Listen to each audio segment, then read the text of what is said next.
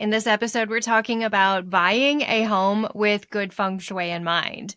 If you are house hunting, you're looking for a new home, or you know someone looking for a new home, then this is an important episode that you don't want to miss. Welcome to Feng Shui Living, the podcast designed for busy women who want to de-stress, live with intention, and create a home that truly supports their well-being. Each week, I'll bring you practical tips, insightful ideas, and simple strategies to enhance both your home and your life. Let's get started. Welcome back to Feng Shui Living, Tips for Busy Women. I am your host, Lisa Morton, and we're diving into a really important topic today. This is all about buying your home with good feng shui in mind. So this is for you if you're actively house hunting, going through the listings, touring the homes, or maybe you're just kind of dreaming about your next move, really understanding how the energy flows in your home and the home you're considering is so important. So I'll be sharing 5 tips for you to consider while you're house hunting. So grab a cup of tea, get your notebook, and settle in. Here we go. So I've moved a lot over the years. I have moved into homes that did not support me. I have also, now that I know what to look for, found homes, our current home is so supportive and laid out really well. I had very few adjustments that I had to do, very few. So remember, as I'm going through this, we have adjustments. I hate to call them cures. I don't like using the word cures. Oftentimes in feng shui, you'll hear people talk about feng shui cures. I like to call them adjustments. That's what my teacher, Luann Sibbick, calls them. I just believe that cures can make people feel like something's really wrong when it isn't. Sometimes it just needs to be tweaked a little bit to feel a little better. So while I'm going through these, if you experience any of these in your home or you have this where you're currently living, then I don't want you to get overwhelmed, to get fearful, to worry that things are wrong. Okay? Might just be able to tweak it and be a little better. So that's where the 15-minute discovery call comes in. If you hear something in the episode today and you're like, that's me, that's exactly what my house is like, then message me and we'll schedule a free 15-minute discovery call, or you can go ahead and do it on your own over on my website. I'll put a link in the show notes to that, okay? So we can dive in and figure out how we can make things flow a little better into your home, in your home. So number 1, so important, location and surroundings. Oftentimes, when you hear about feng shui or you're first getting into it, you might think it's just the structure, it's just the interior. But the feng shui of our space goes far beyond those 4 outside walls. It's important to understand what's going on around your space. So, first things first, when considering you're buying a home, look at the surroundings. It's important to look at this external environment because it directly influences the energy inside. What's happening outside affects the inside. Ideally, you want this strong, stable, grounded structure with all of this protection behind. A hill or trees or woods or something supporting, symbolizing support in life. We always want to avoid homes that end with a T intersection. So you never want to be at the very end of that. Also, near busy highways, especially if you can hear that highway noise. We don't think that can affect our nervous system, but it really does. Even if you're inside with white noise, you don't want to go outside to get next to nature because of that sound. Other areas to be aware of that can create stress and instability is living on a cul-de-sac. I lived on a cul-de-sac once, never again. I also am the type of person, I like a little more, sometimes when I go home, I just want to go home. I don't want to have to talk to my neighbors if I've had a really long day. And if you're in a cul-de-sac, it can feel like kind of a whirlwind sometimes. It can also definitely feel like people are in your in your life a lot. Your neighbors are always there. It's kind of a bizarre feeling. So be aware if you live in the end of a T intersection near a busy highway, energy is just going to be flying on past, or also a cul-de-sac. So be mindful of these. Number two, I want to talk about the front door and the entry. So, I've talked a million times about the mouth of qi and feng shui. This is where all the energy enters our home. And a strong, visible, well-maintained door and, well-functioning front door is essential for really attracting good feng shui. This brings in more opportunities and more abundance in life. So you're reviewing a home, and I want you to ask yourself, is this front door easy to find or is it hidden?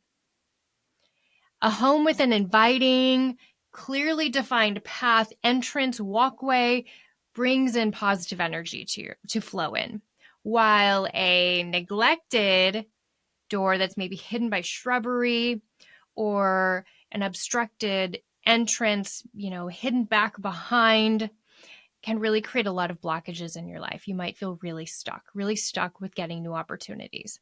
So also check in that the front door opens smoothly. This is really big. As you're opening the front door and going in, I want you to feel the knob, turn it. How does it function? Does it function well?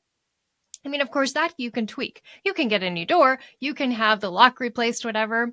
But that is something to consider. You will want to replace it if it's kind of sticky or anything. But I just worked, section is interesting because I've worked so often with people who, especially seems in condos or townhomes, especially townhomes. It's almost as if, and we lived in a home like this. Here's another example. We had a townhome years ago, and the garage is out front and the door is hidden back. And I actually have a really good friend, Allie, who has this same issue, and she's looking for some new opportunities in her life. I'm like, you have to really focus on getting the energy flowing down. So if this is you, schedule a free 15-minute discovery call. But I also worked with a client just this past week who's in Texas, and it was funny because I was looking. I actually pulled up the realtor.com photos of her condo, of her townhome.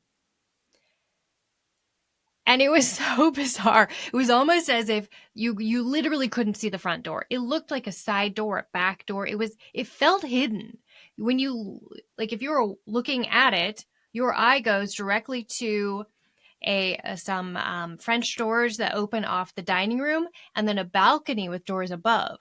And that's where your eye went, not to the front door. You couldn't even hardly find it, even though it was right there. Just architecturally, it was just really interesting and kind of bizarre. So we had to really implement some different things to get energy shifting. I have no doubt her life is going to change after this.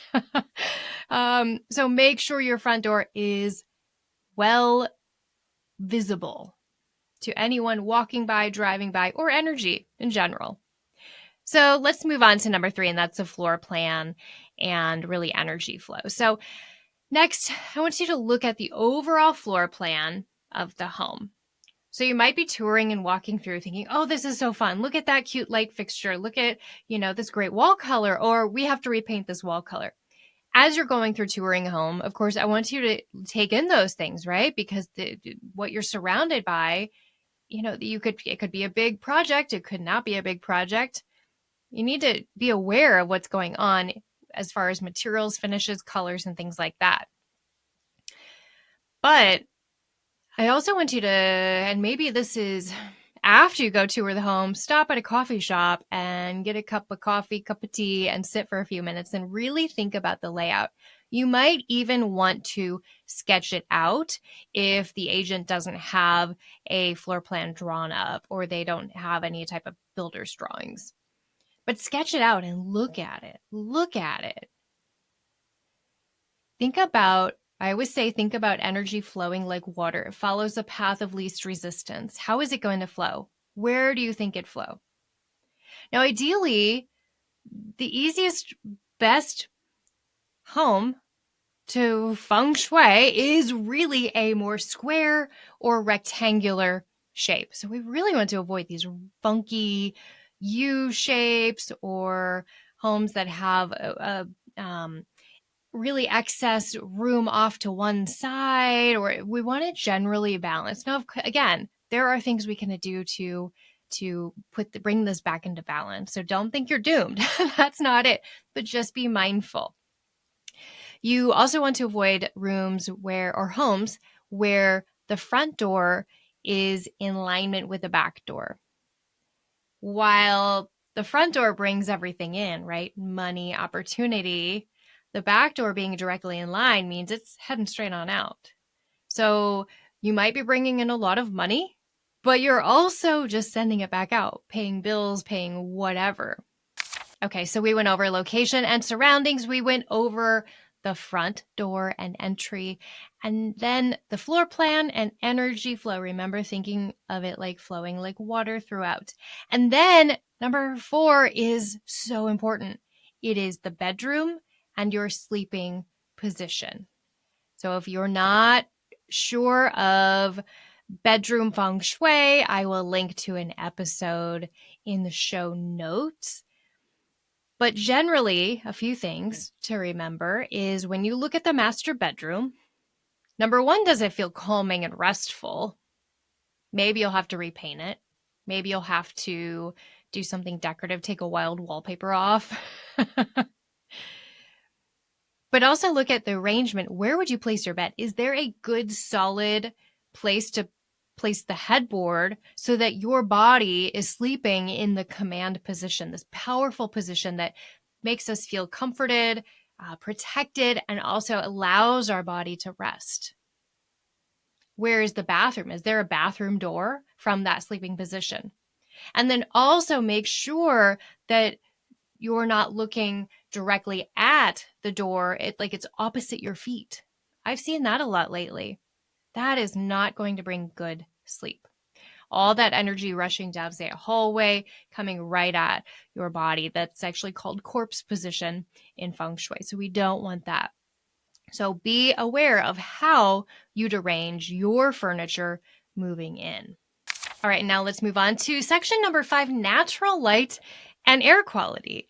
This final key factor is, it's really important to consider the amount of natural light and fresh air in the home.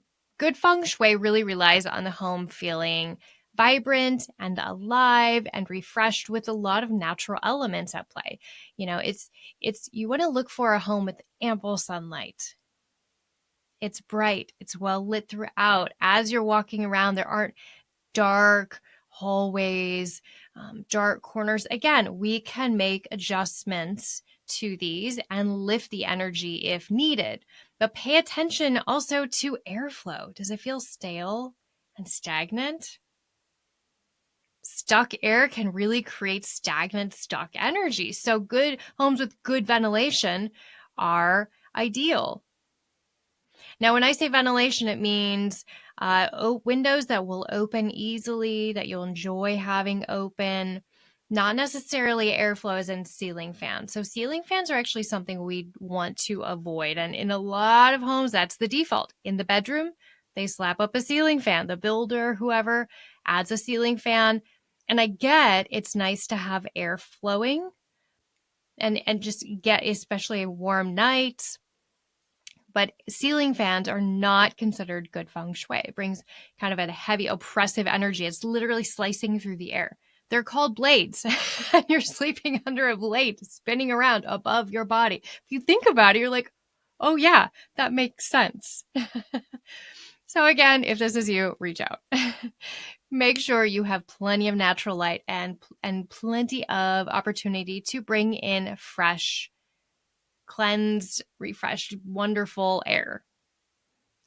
So there you have it, my 5 essential things to consider when buying a home with good feng shui in mind. So recap, check the surroundings, evaluate your front door and your entryway.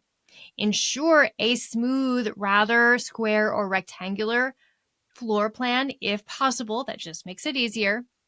Consider your bedroom setup. So important. And then prioritize natural light and fresh air. So if you're currently house hunting, I'd love to hear about your experience. Send me a message. You can always reply directly to my weekly newsletter that goes out on Wednesdays, where the same day the episodes come out. So make sure you're on my newsletter list and respond and let me know what you're finding, what you're struggling with.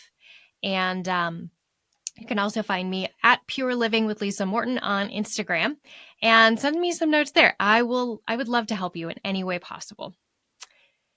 One more thing, if you're really wanting someone to dive in and look at the floor plan, I do offer a 1-hour consultation where I do this pretty often. Someone's looking at a home and they kind of essentially want my blessing that we can work with the space to create good feng shui. So if you want that, $95 for an online consultation.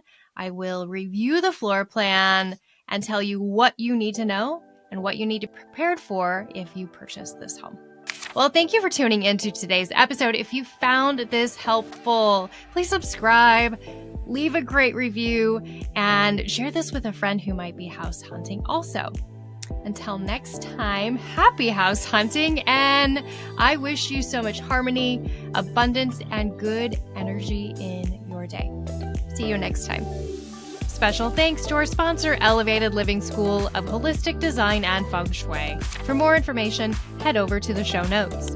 If you enjoyed this episode, be sure to subscribe, give us a 5-star review, and share this episode with a friend. We'll see you next time.